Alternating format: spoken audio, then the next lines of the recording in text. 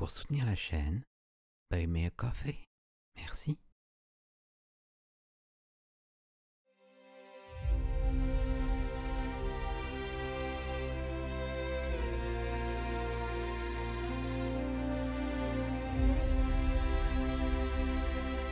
Le nom du monde est forêt. Par Ursula Le Guin.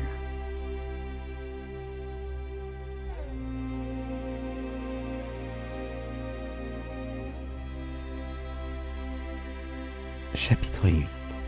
Dernier chapitre.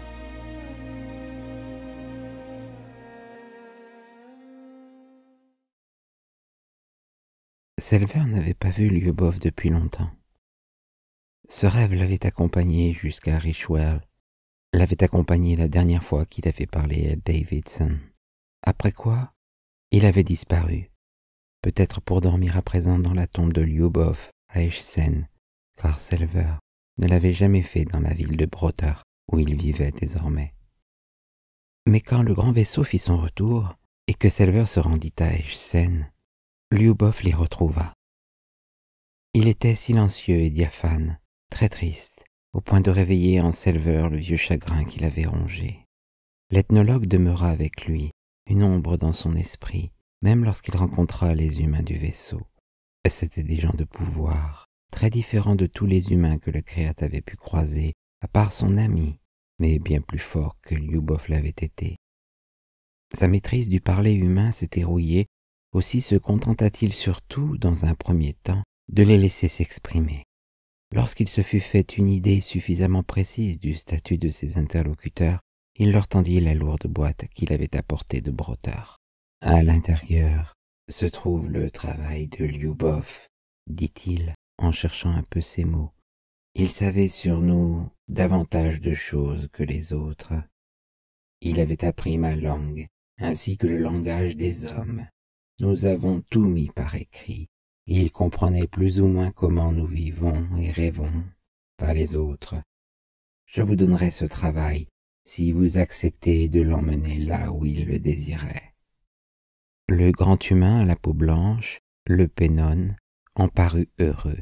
Il remercia Selver, lui certifiant que les papiers seraient bien transportés là où Lyubov le souhaitait et qu'on en prendrait grand soin, ce qui ne manqua pas de satisfaire le Créate.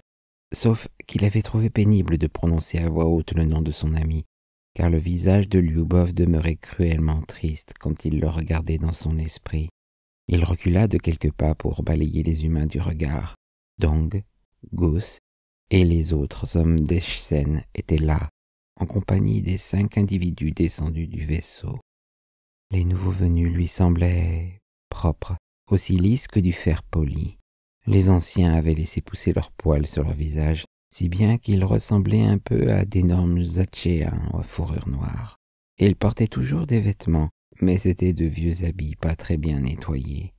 Ils n'étaient pas maigres à part le vieil homme qui n'avait pas cessé d'être malade depuis la nuit d'Eschsen, mais tous avaient l'air un peu perdus ou fous. Cette rencontre se déroulait à l'orée de la forêt, dans cette zone où, par un accord tacite, ni les gens de la forêt, ni les humains n'avaient construit d'habitation ou campé ces dernières années. Selver et ses compagnons s'installèrent dans l'ombre d'un grand frêne situé un peu à l'écart des autres arbres. Ses fruits se résumaient encore à de petits nœuds verts saillant des rameaux. Ses feuilles étaient longues et souples, frémissantes, d'un vert estival. Sous le grand arbre, la lumière atténuée se compliquait d'une foule d'ombres mouvantes. Les humains délibérèrent, sans cesser d'aller et venir, puis l'un d'eux finit par s'approcher du frêne. C'était l'homme sévère descendu du vaisseau, le commandant.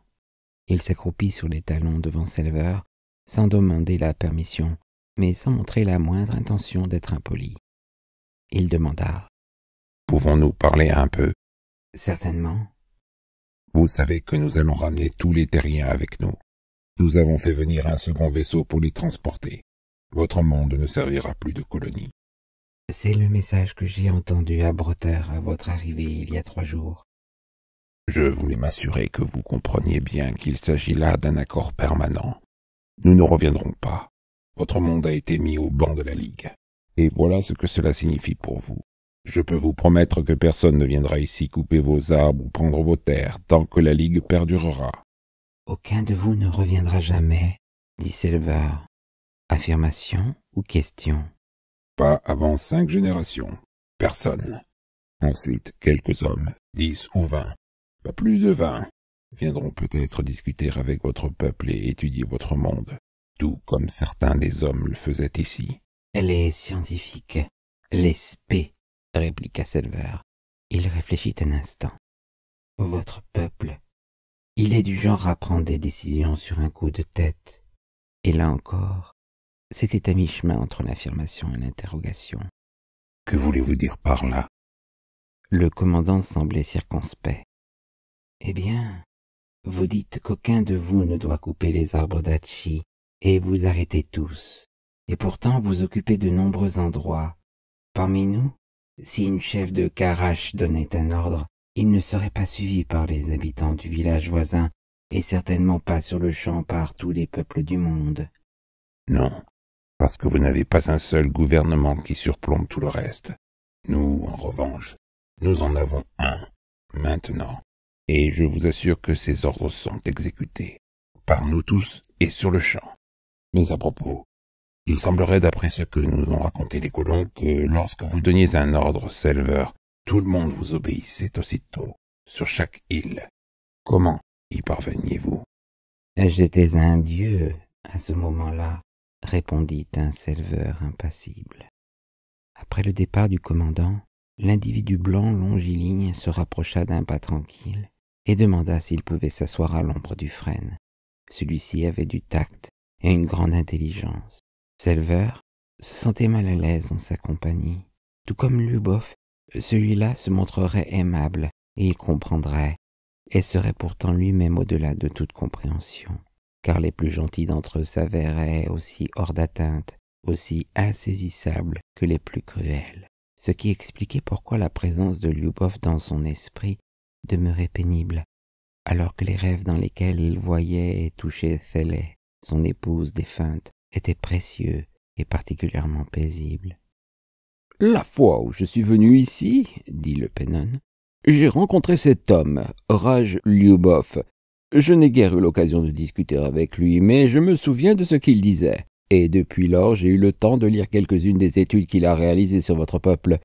Son travail, comme vous dites, c'est en grande partie grâce à ce travail qu'Hachi est à présent débarrassé de la colonie terrienne. Cette liberté, je crois, était devenue l'objectif de toute son existence. Vous qui étiez son ami, vous verrez que sa mort ne l'a pas empêché d'atteindre son but, d'achever son voyage. » Silver resta immobile. La gêne se transforma en peur sous son crâne. Celui-là parlait comme un grand rêveur. Il ne répondit rien. « Pourriez-vous me dire une chose, Silver? Si la question ne vous offense pas, ce sera la dernière question que je vous poserai. Il y a eu les tueries au camp Smith et ici même à Eschsen, puis finalement au camp de la Nouvelle Java où Davidson menait le groupe rebelle. Et puis plus rien. Il n'y en a pas eu d'autres depuis. Est-ce vrai? Il n'y a pas eu d'autres meurtres? Je n'ai pas tué Davidson. Cela n'a pas d'importance, répliqua le Pennon, qui avait compris de travers.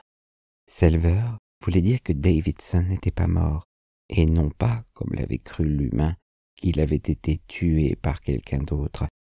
Soulagé de le voir capable de se tromper, le créate se garda bien de le rectifier.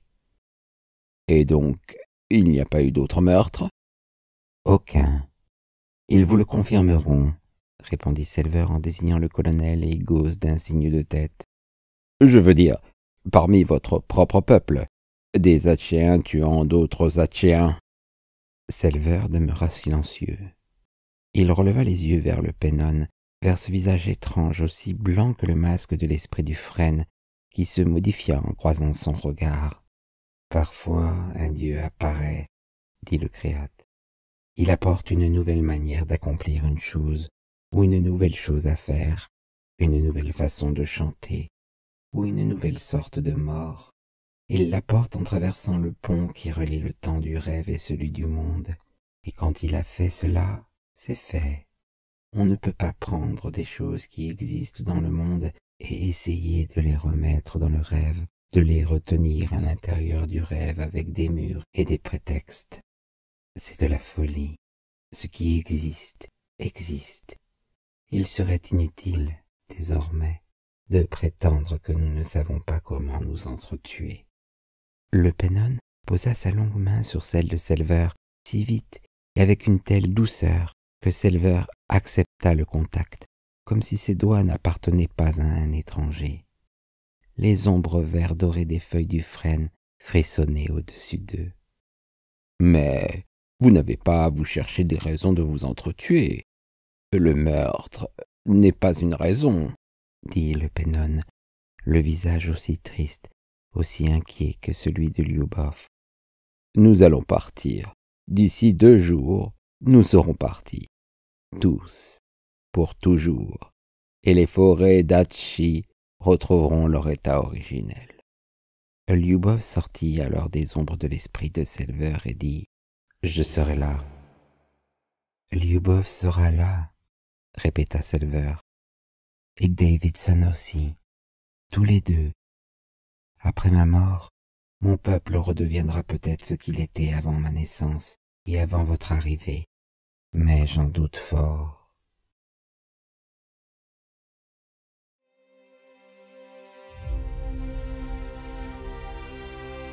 Le nom du monde est forêt. Par Ursula Le Guin. Chapitre 8.